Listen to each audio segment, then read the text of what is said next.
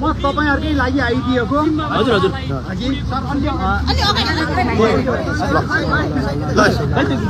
फेरि गाडी भाइ म ल्याउँ तिम्रो हुन्छ हुन्छ हुन्छ ल ल हुन्छ हुन्छ म तपाईहरुकै लागि बाहिर आइदिएको यसमा मेरो 2-3 वटा कुरा मात्रै भन्नु छ आज। सबभन्दा पहिला चैत्र 15 गतेको घटनामा ज्यान गुमाउने जसले ज्यान गुमाउनु भयो उहाँहरूप्रति म हार्दिक श्रद्धाञ्जली व्यक्त गर्न चाहन्छु।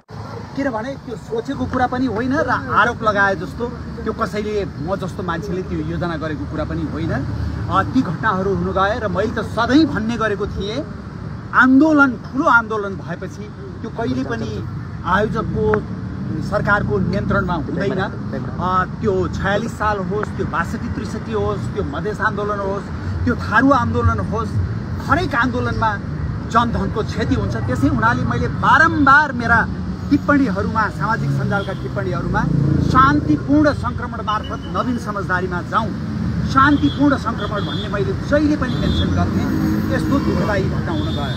दोस्रो कुरा, अहिले म खालि हाजिरी जवानीमा छुटेको, त्यसो हुनाले म एकदम धेरै खुसी हुने यो गर्ने पक्षमा छैन, अझै बाँकी छ।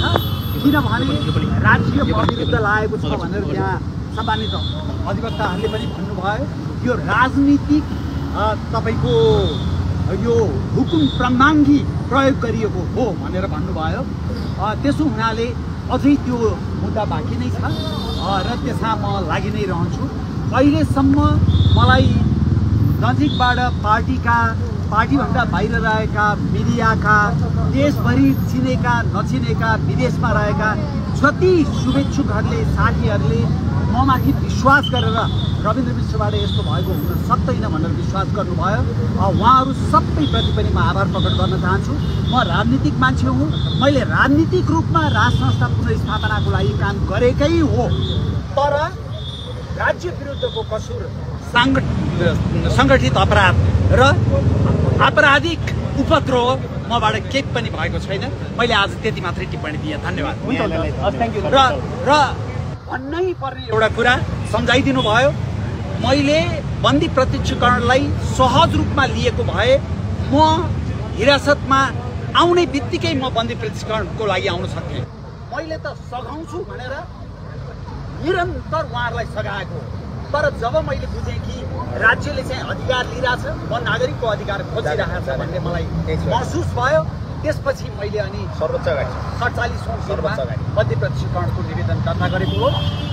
बन्दी प्रत्यक्षकरणको सुनवाई गरिदिने र आजसम्म जो अधिवक्ताहरूले मेरो पक्षबाट बहस गरिदिनु भयो उहाँहरू सबैले भोलिन्टरी गरिदिएको, उहाँहरूप्रति म एकदमै आभार प्रकट गर्न चाहन्छु।